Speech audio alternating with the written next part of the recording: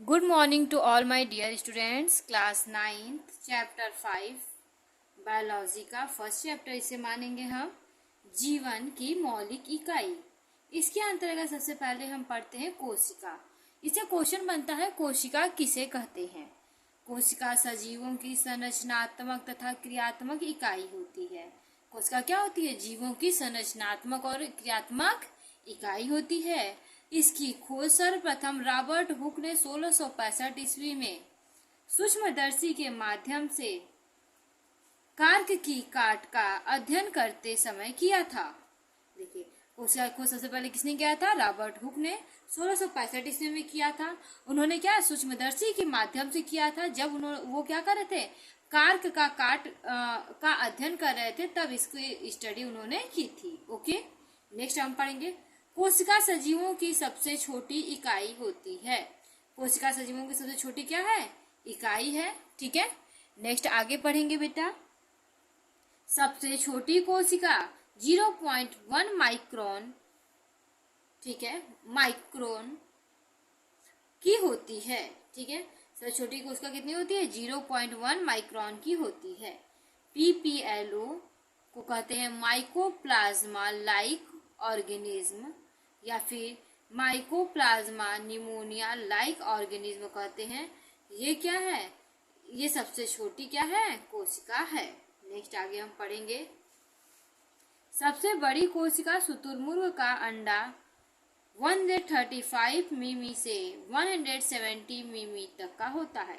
सबसे बड़ा कोशिका किसका होता है? शुतुरमुर्ग का अंडा का होता है, जिसकी लंबाई की बात करें, जिसकी अगर बड़ा की बात करें तो कितना बड़ा होता है? सबसे बड़ा होता है, जिसका आपको दिखेंगे तो वो 1.35 से 170 mm का होता है। ठीक है, नेक्स्ट देखेंगे सन 1974 ईस्वी में एंटोनी वान लुवेनहॉक ने उन्नत प्रकार की सूक्ष्मदर्शी द्वारा पहली बार बैक्टीरिया के रूप में कोशिकाओं की खोज की। देखिए, अगर हम बात करें सन 1974 ईस्वी की, तो एंटोनी वान लुवेनहॉक साइंटिस्ट का नाम है। उन्होंने क्या किया था कि उन्नत प्रकार की सूक्ष्मदर्शी से सबसे पहली बार बैक्टीरिया के अंदर जीवित कोशिका की खोज किया था। ठीक है, नेक्स्ट आगे हम पढ़ेंगे कोशिका सिद्धांत।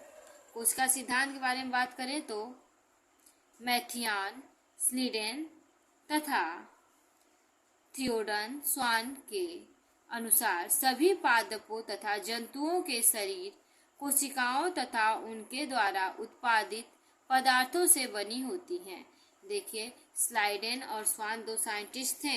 इनके अनुसार अगर हम बात करें तो सभी कोशिकाएं, जंतु कोशिका हो या पादप कोशिका हो का शरीर हो, वो क्या होती है? पहले से बनी हुई कोशिकाओं से ही बनती है। ठीक है, इसके बाद हम सूक्ष्मदर्शी का स्ट्रक्चर देखेंगे बेटा।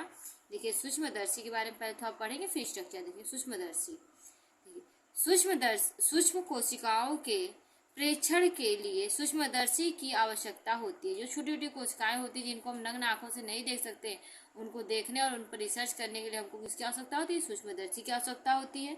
एक साधारण सूक्ष्मदर्शी जिसका प्रयोग प्रायः स्कूलों में किया जाता है।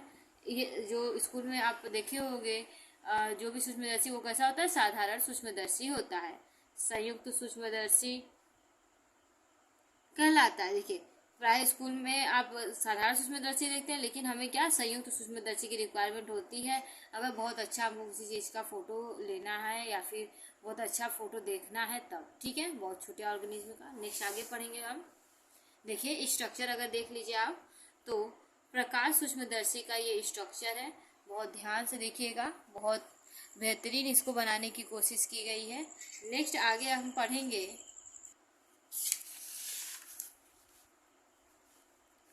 विभिन्न जीवों में कोशिकीय संगठन। देखिए, जो कई प्रकार के जीव होते हैं उनके अंदर सेल कैसे होते हैं, इसकी स्टडी करेंगे। विभिन्न जीवों में उपस्थित कोशिकाओं की संख्या के आधार पर ये दो प्रकार के होते हैं। जो विभिन्न प्रकार के जीव होते हैं उनके कोशिका के अगर संख्या के आधार पर इसको कितने भाग बांटा गया है? दो पार्ट में डिवाइड किया गया है। पहला है एक कोशिकीय जीव, दूसरा है बहुकोशिकीय जीव। ठीक है, पहला क्या है? यूनिसेलुलर ऑर्गेनिज्म और दूसरा है मल्टी सेलुलर ऑर्गेनिज्म। सबसे पहले अब हम पढ़ेंगे इसमें एक कोश के जीव और बहुकोश के जीवों में अंतर। ठीक है, तो स्टार्ट करते हैं। देखिए, देखिए, एक कोश की जीव में सबसे पहले पढ़ेंगे जीवों का शरीर एक कोशिका का बना होता है। जो एक कोश की जीव है उनका शरीर किसका बनेगा? एक ही कोशिका का बना होगा। बहुकोश के बारे में पढ़ेंगे जीवों का शरीर अनेक कोशिकाओं का बना होता है। जो बहुकोश की जीव उनका शरीर किससे बना है? बहुत सारी कोशिकाओं से मिलकर बना होता है। जीवों की एक कोशिका का क्षति होने से जीव की मृत्यु हो जाती है। अब वो एक ही कोशिका का बना हुआ है तो उसकी एक कोशिका की अगर डिस्टर्बेंस हुआ या क्षति हुई तो वो पूरी कोशिका क्या होती है? मर जाती है। देखिए, अब बहुकोशिका में पढ़ेंगे एक कोशिका की मृत्यु का जीव पर बहुत अधिक प्रभाव नहीं पड़ता। देखिए, नहीं होता। जो बहुकोश के जीव होते हैं उन पर कोई एक कोशिका का देहांत हो गया तो उस पर कोई इफेक्ट नहीं होता है। नेक्स्ट पढ़ेंगे एकमात्र कोशिका जनन में भाग लेती है। एक ही कोशिका जो है वो क्या है? जनन में भाग लेती है एक कोश की जीव में। केवल विशिष्ट कोशिकाएं जनन में भाग लेती हैं। जो बहुकोश की जीव होती है उसके लिए क्या होता है? स्पेशल टाइप ऑफ सेल होते हैं, वो क्या करती है? जनन में, रिप्रोडक्शन में क्या करती है? भाग लेती है। ठीक है, अब उदाहरण की बात करें अमीबा, पैरामीशियम, यूगुलिना क्या है? एक कोश की जीव का एग्जाम्पल है।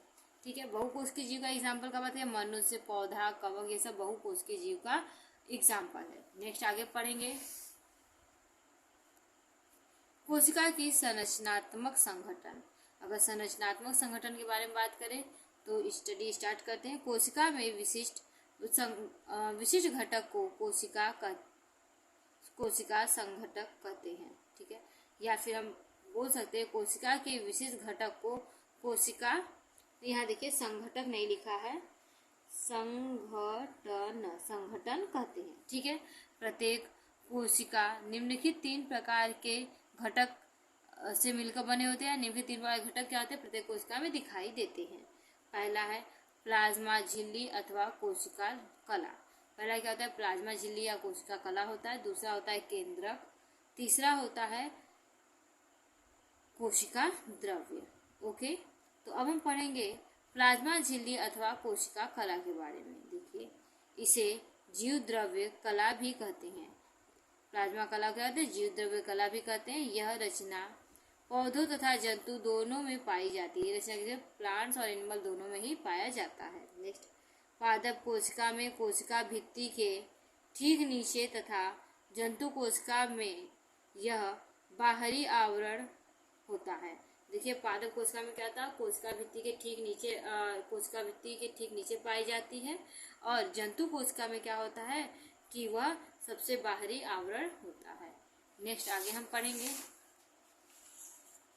देखिए, ये स्ट्रक्चर की बात है तो ऐसा जो आपकी कोशिका झिल्ली होती है उसका ऐसा स्ट्रक्चर होता है। स्ट्रक्चर के बाद अब हम लोग आगे देखेंगे कोशिका कला की संरचना। 1972 में सिंगर तथा प्रस्तुत तरल मोज़ेक मॉडल के अनुसार कोशिका कला की संरचनात्मक या संरचना फास्फोलिपिड अणुओं के 2 परतों से बनी होती है। देखिए, कोशिका कला की जो संरचना है 1972 में सिंगर नाम के साइंटिस्ट ने खोजा था। उन्होंने प्रस्तुत किया था कि ये तरल मोज़ेक मॉडल के अनुसार कोशिका कला की जो संरचना होती है वो फास्फोलिपिड के अणुओं से मिलकर बनी होती है, 2 परत में बनी होती है। ठीक है, कोशिका कला में प्रोटीन के अणु भी पाए जाते हैं। कोशिका कला जो होती है उसमें प्रोटीन के अणु भी पाए जाते हैं। ठीक है, आगे हम पढ़ेंगे कोशिका कला के कार्य। ठीक है, तो स्टार्ट करते हैं।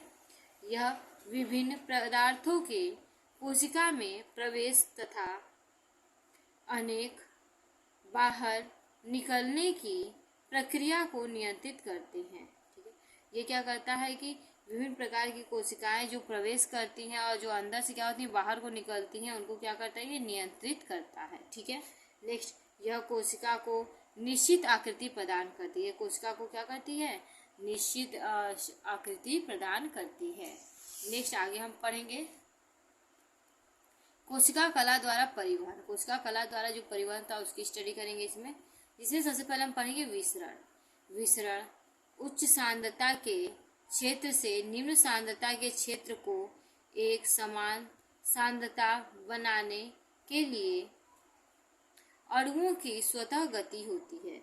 देखिए अधिक कंसंट्रेशन से लो कंसंट्रेशन की ओर दोनों की एक समान स्थिति बनाने के लिए एक क्या होती है, गति होती है, जिसे हम क्या कहते हैं, विसरण गति कहते हैं। ठीक है, उदाहरण की बात करें, एक गिलास जल में नीली स्याही की कुछ बूंद डालते हैं। एक गिलास जल लें और उसमें पेन की नीली स्याही की कुछ बूंद डाल दें। ठीक है, स्याही जल में धीरे धीरे तब तक विसरित होती है जब तक स्याही के अणु जल में एक समान फैल न जाए।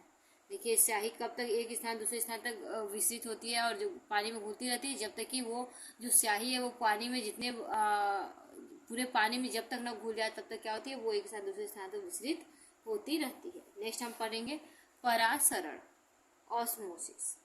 परासरण उच्च जल सांद्रता के क्षेत्र से अर्ध पारगम्य झिल्ली में से निम्न जल सांद्रताओं के क्षेत्र को जल का मार्ग है।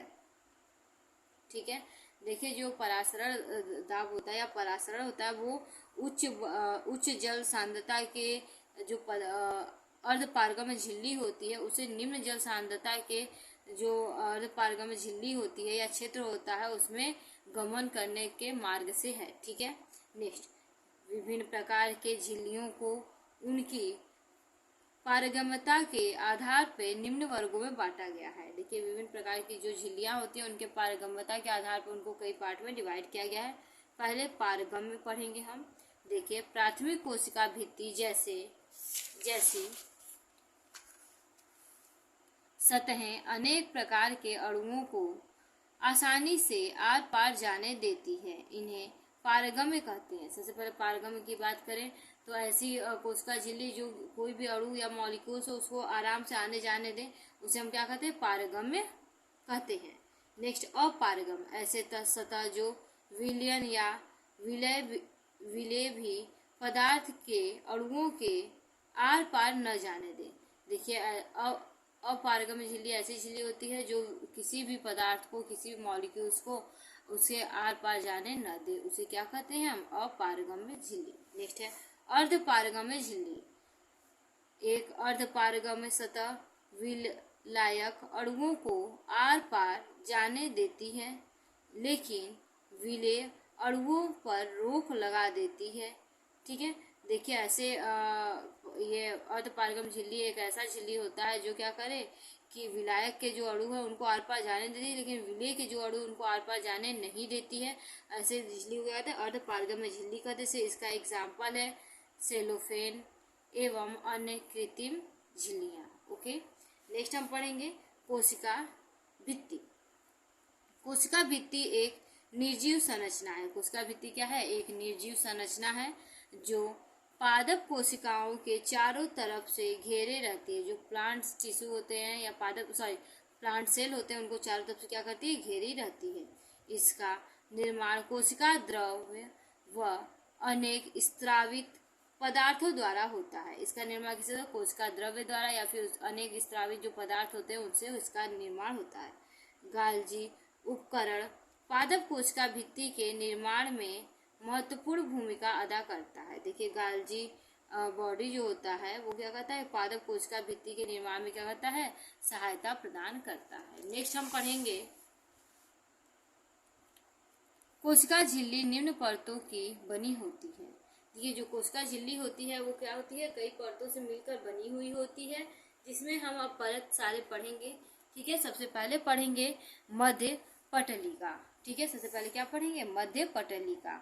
ठीक है, यह पेक्टिन व कार्बोहाइड्रेट का बना स्तर है। देखिए मध्य पटलिका किसका बनता है, पेक्टिन और कार्बोहाइड्रेट का बना हुआ लेयर होता है जो दो कोशिका भित्तियों को जोड़ता है। ठीक है, जो क्या करता है, दो कोशिका भित्तियों को क्या करता है, आपस में जोड़ने का कार्य करता है। नेक्स्ट हम पढ़ेंगे प्राथमिक कोशिका। ठीक है, देखिए मध्य पटलिका के दोनों ओर सेलुलोज की पतली व लचकदार परत प्राथमिक कोशिका भित्ति होती है। देखिए मध्य जो पटलिका होती है उसके दोनों ओर क्या होता है, सेलुलोज की पतली तथा लचकदार जो परत होती है उसे क्या कहते हैं, हम प्राथमिक कोशिका भित्ति कहते हैं। नेक्स्ट हम पढ़ेंगे द्वितीय कोशिका भित्ति। ठीक है, तो उसको स्टार्ट करते हैं। यह सेलुलोज व लिग्निन की बनी अपेक्षाकृत मोटी तथा प्राथमिक भित्ति की भीतरी सतह पर स्थित होती है। देखिए ये जो द्वितीय कोशिका भित्ति होती है ये क्या होता है, सेलुलोज और लिग्निन की बनी हुई होती है और ये थोड़ी सी मोटी होती है, जो कि प्राथमिक भित्ति जो प्राथमिक कोशिका भित्ति होती है और उसकी क्या होती है, अंदर होती है, यानी भीतरी सतह पर उसके होती है, ठीक है, स्थिर होती है। नेक्स्ट हम पढ़ेंगे कोशिका भित्ति का कार्य, फंक्शन ऑफ सेल वॉल, ठीक है। तो स्टार्ट करते हैं। यह कोशिका को निश्चित आकृति तथा दृढ़ता प्रदान करती है। ये क्या करती है, कोशिका जो होती है उसको क्या करती है, निश्चित आकृति प्रदान करती है, उसके साथ क्या करती है, दृढ़ता प्रदान करती है। नेक्स्ट ये देखिए स्ट्रक्चर है, ये स्ट्रक्चर बहुत इंपॉर्टेंट है, जिसमें देखिए आप लोग को दिखाया मध्य पटलिका, प्राथमिक पटलिका, द्वितीय मध्य पटलिका, प्राथमिक भित्ति, द्वितीय भित्ति, ठीक है, जीव द्रव्य कला, ठीक है, ये कोशिका भित्ति का स्ट्रक्चर है। नेक्स्ट हम आगे पढ़ेंगे केंद्रक के बारे में, ठीक है, जिसे न्यूक्लियस बोलते हैं। कोशिका के भीतर कोशिका द्रव्य से घिरा हुआ यह प्रायः गोल आकृति का तथा हल्के हरे का रंग का विशेष भाग होता है। देखिए अगर हम केंद्रक की बात करें तो ये क्या होता है, कोशिका के भीतर क्या होता है, कोशिका द्रव से घिरा हुआ प्रायः गोल आकृति का गहरे रंग का क्या होता है, एक पदार्थ होता है, ठीक है, भाग होता है। सामान्यतः एक कोशिका में एक ही केंद्रक होते हैं। इन जनरल के अगर देखें तो एक कोशिका में कितने केंद्रक होते हैं, एक केंद्रक होते हैं। केंद्रक की खोज रॉबर्ट ब्राउन ने 1831 ईस्वी में की थी। केंद्रिका खोज किसने की थी, रॉबर्ट ब्राउन ने 1831 ईस्वी में किया था। अब संरचना की बात करें अगर हम तो देखिए स्ट्रक्चर, केंद्रक की खोज रॉबर्ट ब्राउन ने 1831 में की थी, ठीक है, इसकी खोज किसने, रॉबर्ट ब्राउन ने 1831 में केंद्रिका की खोज की थी। नेक्स्ट हम आगे पढ़ेंगे। केंद्रक के चारों ओर प्रमुख भाग होते हैं। अगर केंद्रक के चारों ओर का भाग देखें तो बहुत सारे भाग होते हैं, जिसमें सबसे पहले केंद्रक कला, ठीक है, यह एक दोहरी झिल्ली होती है। ये क्या होती है, एक दोहरी झिल्ली होती है जो केंद्रक को चारों ओर से घेरे रहती है। ये केंद्रक को क्या करती है, चारों ओर से घेरे हुए रहती है। इसे केंद्रक कला कहते हैं। इसे क्या कहते हैं, हम केंद्रक कला कहते हैं। प्रत्येक इकाई झिल्ली लगभग 90 एंगस्ट्रॉम मोटी होती है। प्रत्येक इकाई अगर झिल्ली की बात करें तो लगभग कितनी होती है, 90 एंगस्ट्रॉम मोटी होती है। प्रत्येक दोहरी इकाई झिल्ली के मध्य 200 से 400 एंगस्ट्रॉम की दूरी होती है। प्रत्येक दोहरी जो झिल्ली होती है उसके मध्य 200 से 400 एंगस्ट्रॉम की दूरी होती है। केंद्रक आवरण में जगह जगह पर सूक्ष्म छिद्र होते हैं। जो केंद्रक आवरण होता है उस पर क्या होता है, जगह जगह पर छोटे छोटे छिद्र पाए जाते हैं, जिसके द्वारा केंद्रक के भीतरी पदार्थों का कोशिका द्रव्य के विभिन्न पदार्थों से आदान प्रदान होते हैं। इसमें क्या होता है कि कोशिका के अंदर जो पदार्थ है केंद्रक में उसका क्या होती है, कोशिका से जो पदार्थ है कोशिका में उससे क्या होती है, पदार्थ का आदान प्रदान होता है केंद्रक और कोशिका में, ठीक है। नेक्स्ट हम पढ़ेंगे अब केंद्रक द्रव्य, ठीक है। तो स्टार्ट करते हैं। केंद्रक के अंदर एक पारदर्शी तरल पदार्थ भरा होता है। केंद्रक के अंदर क्या होती है, एक पारदर्शी और तरल पदार्थ भरी होती है जिसे केंद्रक द्रव्य कहते हैं। इसे क्या कहते हैं, हम केंद्रक द्रव्य कहते हैं।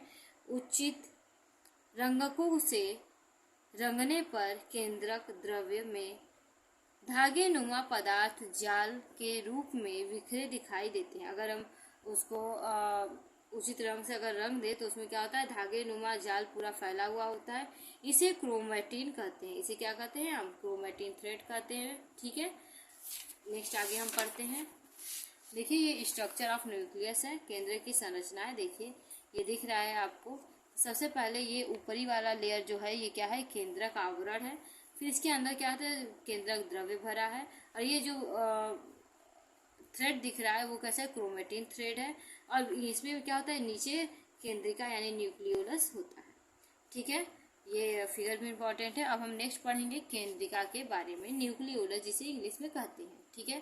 तो स्टार्ट करते हैं। केंद्रक में पाए प्रायः 1 से 3 स्पष्ट गोलाकार संघन रचना होती है। देखिए केंद्रक में क्या होती है, प्रायः 1 से 3 गोलाकार सघन संरचना दिखाई देती है जिन्हें केंद्रिका कहते हैं। इसे क्या कहते हैं, हम केंद्रिका कहते हैं। केंद्रिका में प्रोटीन आरएनए तथा डीएनए पाए जाते हैं। केंद्रिका में क्या पाया जाता है? प्रोटीन पाया जाता है, आरएनए पाया जाता है और डीएनए पाया जाता है। इसका मुख्य कार्य राइबोसोम्स बनाने हेतु आरएनए का संश्लेषण करना होता है। इसका मेन काम क्या होता है कि राइबोसोम्स का फॉर्मेशन करना और उसको बनाने के लिए क्या करना? आरएनए का फॉर्मेशन करना। ठीक है, प्रोटीन बनाने के लिए राइबोसोम्स को बनाने के लिए आरएनए का क्या करना? फॉर्मेशन करना, जो कि प्रोटीन के साथ संयुक्त होकर राइबोसोम्स बनाती है। जो किसके साथ? प्रोटीन के साथ जुड़कर राइबोसोम्स का फॉर्मेशन करती हैं। इसी कारण केंद्रिका को राइबोसोम्स के उत्पाद की मशीन भी कहते हैं। ठीक है, इसी कारण से क्या होता है? केंद्रिका को राइबोसोम्स के उत्पाद की मशीन भी कहा जाता है। ठीक है, नेक्स्ट हम पढ़ेंगे क्रोमेटिन तंतु यानी क्रोमेटिन थ्रेड्स के बारे में पढ़ेंगे बेटा। क्रोमेटिन थ्रेड्स की बात करें तो केंद्रक द्रव्य में सूक्ष्म तंतुओं का एक जाल फैला होता है। अगर केंद्रक की बात करें केंद्रक द्रव्य में, तो उसमें क्या होता है कि सूक्ष्म तंतुओं का एक जाल फैला हुआ होता है, जिसे हम क्या कहते हैं? क्रोमेटिन थ्रेड कहते हैं। कोशिका विभाजन के समय ये तंतु अपेक्षाकृत मोटी और स्पष्ट दिखाई देने लगती हैं। जब सेल डिवीजन होने वाला होता है तो ये क्या होती है? ये थ्रेड है, ये क्या होती है? अपेक्षाकृत पहले से मोटी हो जाती हैं और ये अलग अलग दिखाई देने लगती हैं। इन्हें गुणसूत्र अथवा क्रोमोसोम कहते हैं। इन्हें गुणसूत्र या क्रोमोसोम कह सकते हैं। यह मुख्यतः डीऑक्सीराइबोज न्यूक्लिक अम्ल यानी डीएनए से बनी होती है। ये किससे बनी होती है? डीएनए से बनी होती है। क्रोमोसोम्स में, ठीक है, मोतियों के समान फूली हुई संरचनाएं दिखाई देती हैं। क्रोमोसोम जो होती है उसमें मोतियों के समान फूली हुई संरचनाएं मतलब बहुत सारी स्ट्रक्चर दिखाई देती हैं, जिन्हें जीन्स कहते हैं। जिन्हें क्या कहते हैं? हम जीन्स कहते हैं। जीन्स आनुवांशिक लक्षणों की वाहक होती है। जीन्स क्या होता है? आनुवांशिक लक्षण। मम्मी पापा से कोई भी कैरेक्टर बच्चों में ले जाने का क्या होता है?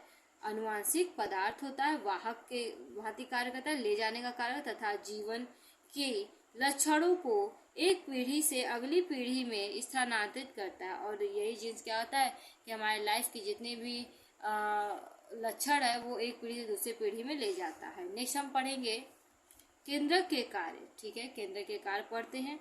तो केंद्रक कोशिका का नियंत्रण केंद्र है। केंद्र क्या करता है? कोशिका का नियंत्रण करता है, उसे नियंत्रण केंद्र कहते हैं। यह कोशिका की सभी क्रियाओं को नियंत्रित करता है। ये कोशिका जितनी भी होती है उसके सारे फंक्शन को क्या करता है? कंट्रोल करता है। कोशिका विभाजन का नियंत्रण करता है। ये सेल डिवीजन का भी नियंत्रण करता है। ठीक है, कब सेल डिवीजन होगा, किस फॉर्म में होगा, उसका भी यही केंद्र क्या करता है? नियंत्रण करता है। नेक्स्ट हम पॉइंट पढ़ेंगे आनुवांशिक लक्षणों का एक पीढ़ी से दूसरी पीढ़ी को स्थानांतरण केंद्रक में उपस्थित क्रोमोसोम द्वारा ही होता है। देखिए, आनुवांशिक पदार्थ का एक पीढ़ी से दूसरी पीढ़ी में क्या होता है? स्थानांतरण जो होता है वो किसके द्वारा होता है? केंद्रक के द्वारा ही। केंद्रक में उपस्थित जो क्रोमोसोम होते हैं उसी के द्वारा होता है।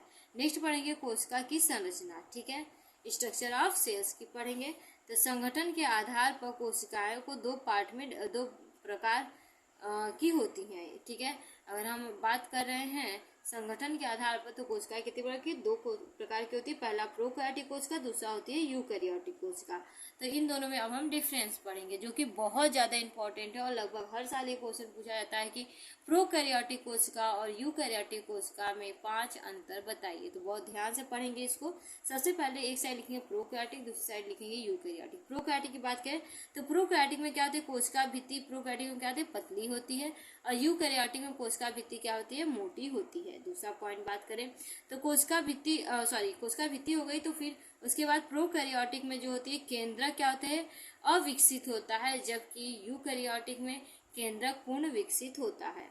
नेक्स्ट पॉइंट अगर हम बात करें तो केंद्रक कला प्रोकैरियोटिक में अनुपस्थित होता है, जबकि यूकैरियोटिक में उपस्थित होता है। केंद्रक कला उपस्थित होता है। नेक्स्ट अगर हम बात करें प्रोकैरियोटिक में तो केंद्रिका अनुपस्थित होती है, जबकि यूकैरियोटिक में केंद्रिका क्या होती है? उपस्थित होती है, प्रेजेंट होती है।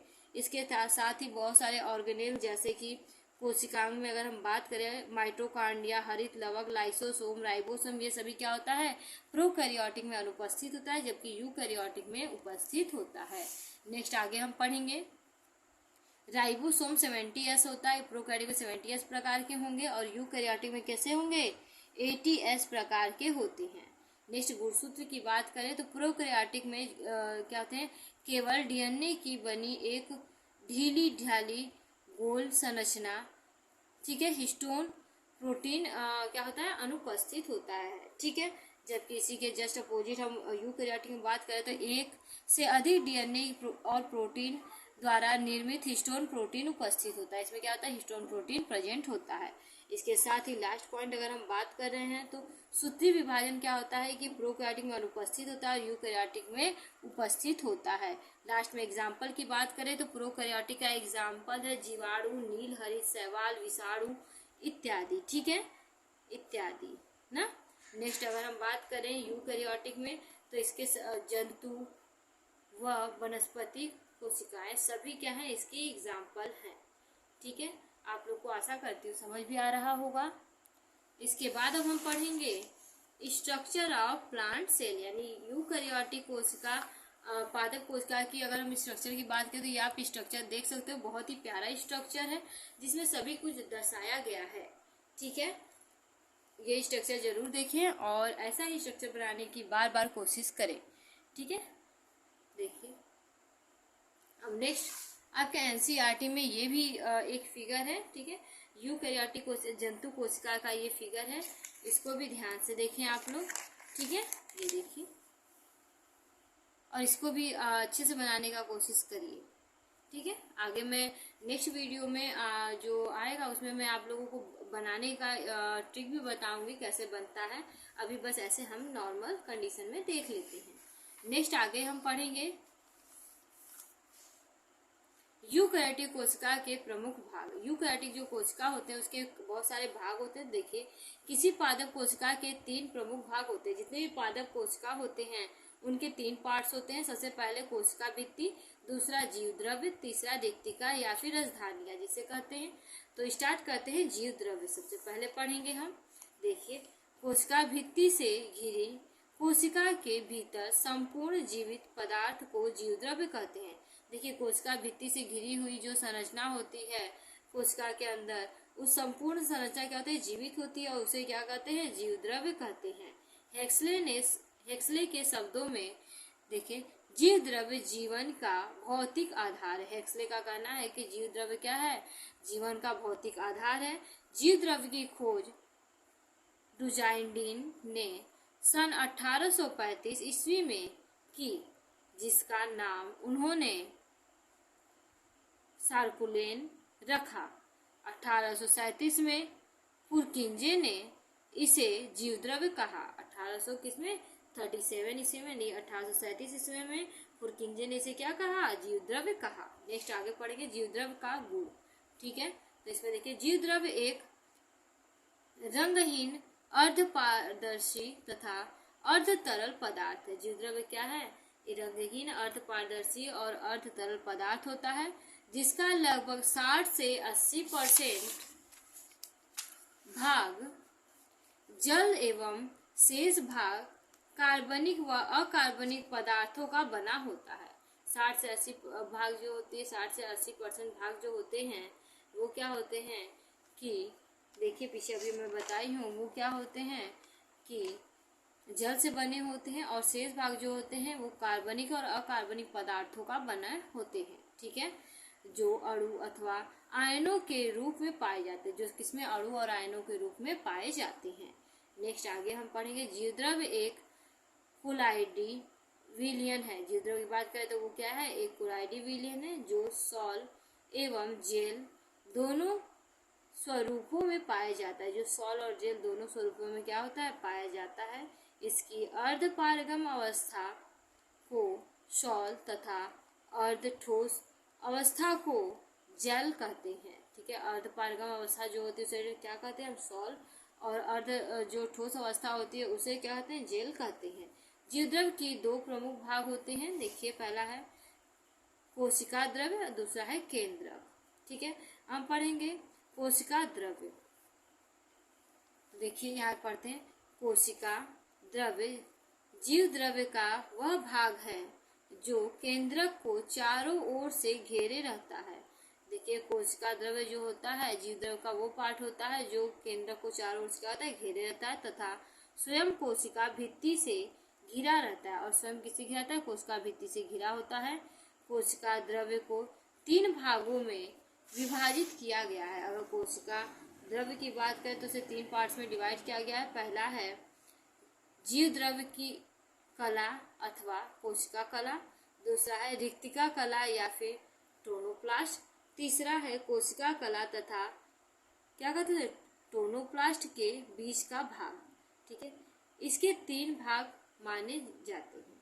ठीक है, अब हम आगे पढ़ेंगे एक्टोप्लाज्म। वह भाग जो कोशिका कला के निकट होता है, यह अधिक ठोस होता है। एक्टोप्लाज्म की बात करें तो यह कोशिका कला के बहुत ज्यादा पास होता है और क्या होता है, अत्यधिक ठोस होता है। नेक्स्ट आगे अगर हम बात करें तो सोमोप्लाज्म। ठीक है, देखिए यह कोशिका द्रव्य का मध्य भाग होता है। मेसोप्लाज्म जो होता है ये क्या होता है, ये कोशिका कला का मध्य भाग होता है। नेक्स्ट हम पढ़ेंगे एंडोप्लाज्म। यह भाग टोनोप्लाज्म के निकट होता है। यह तरल तथा दानेदार होता है। ये क्या होता है कि आपके टोनोप्लास्ट के निकट वाला पार्ट होता है और ये क्या होता है, तरल और वह दानेदार दोनों प्रकार का होता है। आशा करती हूँ आप सभी को समझ में आ रहा होगा। इसका नेक्स्ट वीडियो हम नेक्स्ट डे लेकर आते हैं।